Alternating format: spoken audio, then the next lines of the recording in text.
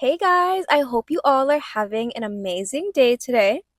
So, today I wanted to talk a little bit about Latto and her music throughout the years, as well as my overall opinion on how her musical style and overall approach to music has changed just a little bit since her initial come up in the game. Before we get into it, I do want to say that this is by no means any hate to Latto. This is simply my opinion as someone who has watched her grow over the years.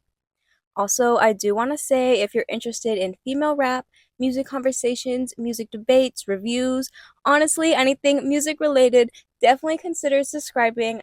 I really appreciate it. All right, I think we are ready to dive into the career of Mulatto.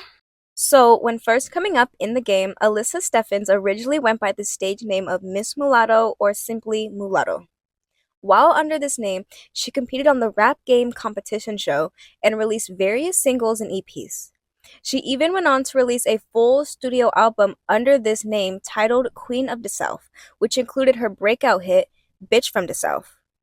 During this time, the mulatto persona seemed extremely authentic and unapologetically herself to me personally, and in my opinion, the music she was putting out during this time felt incredibly raw and real. During this time, she was able to make a lane for herself within the rap game, but ended up receiving quite a bit of criticism for her chosen stage name, which was ultimately holding her back. Many people online criticized her for choosing the name mulatto, as they believe she was trying to glorify the fact that she identifies as biracial, and many overall found the term to simply be outdated and offensive. In 2021, the decision was officially made to change her stage name from Mulatto to simply Latto, which she commonly referred to herself on various songs and features at the time. Latto debuted her new name and overall rebound with the new song titled The Biggest, which, in my opinion, was one of the very last times we got to hear from that quote unquote mulatto persona that we once grew to love.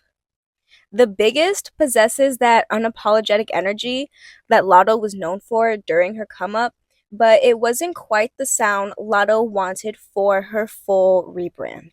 Later that year, Latto released her biggest hit to date, Big Energy, which ended up being a huge success for her. The song peaked at number 3 on the Billboard Hot 100 and gave Latto a positive trajectory for her career overall. But in my personal opinion, this song completely altered Latto's musical style and approach as a whole going forward. It feels like after the success of Big Energy, Latto was hungry for another hit. To me, personally, it feels as if Latto became a lot more focused on being marketable and creating commercially appealing music, opposed to creating authentic and unapologetic music that she once did. In 2022, she went on to drop her sophomore album, 777, which is her most commercial sounding project to date, as well as her most commercially successful album to date, peaking at number 15 on the Billboard 200. With tracks like It's Given and Wheelie being rich in that quote unquote TikTok sound that was really popular around this time, I think it's clear that Latto was striving for a more commercial success within her music with this project. Now, don't get me wrong, there's absolutely nothing wrong with wanting your music to do well, but it feels like to me her intentions when making music change from wanting to authentically express herself to chasing commercial success and approval. In my opinion, this change is audibly clear within her music as it feels her latest releases have been striving for online praise and recognition opposed to her older music, which possess this more, this is who I am, either take it or leave it type of energy. It feels like since Big Energy, Latto is creating music solely for commercial success, and to me, this is evident with tracks like Lottery, as well as her inclusion on Seven. Personally, these songs don't feel on brand for Latto, and it's clear that she was making these types of songs searching for another hit. Whereas with her older music, you can hear and feel her personality in every song. These new songs, to me, just feel like cash grabs. To me personally, a lot of Latto's music after 2021 feels really disconnected from the music that she once used to make. I completely understand that a big part of Latto's name change was to ultimately make herself more marketable and appealing to commercial audiences, but it feels like we lost a part of her personality with this rebrand as well. In my personal opinion, from listening to her over the past few years, songs from her older work, such as Queen of the South and like songs like No Hook, feel a lot more authentic to me than her new songs, such as It's a Party. I personally rather listen to He Say, She Say, which honestly I would say is my favorite song from her, than Sunday Service. Now, let me just say again that this is by no means any hate to Latto.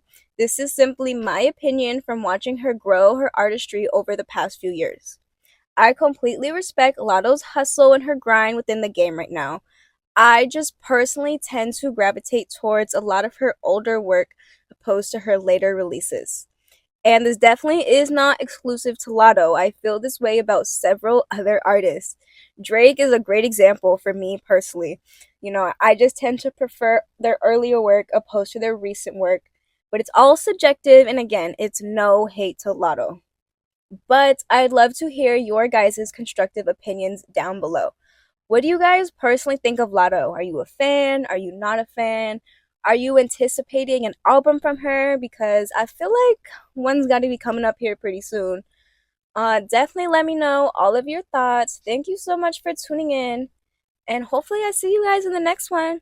Peace.